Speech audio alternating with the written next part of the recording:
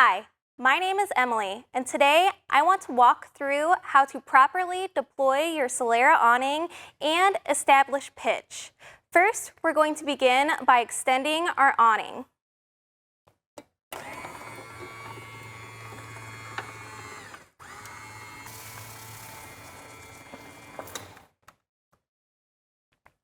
Next, we're going to choose the side that we want to establish pitch.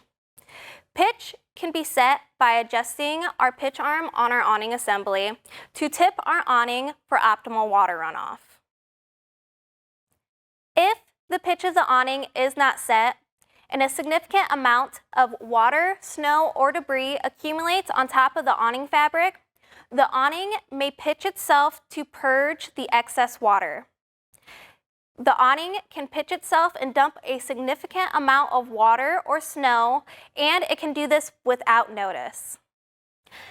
In the event water has pooled on top of your awning fabric, you will need to remove the excess water prior to manually adjusting the pitch of your awning.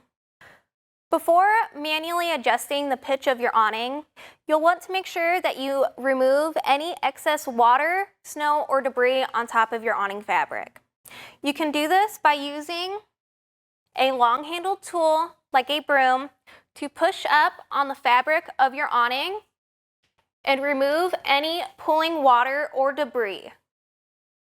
Now that we've removed the excess water, snow, or debris from on top of our awning fabric, we can manually and safely set the pitch of our awning. And we're going to do this on the side furthest away from our entry door. The pitch arm is designed to hold the set position by the operator.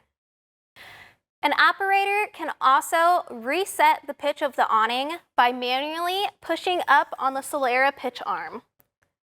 But if you are doing this, do not overextend it past the straight line because this can add excess tension to the gas strut and cause that strut to break.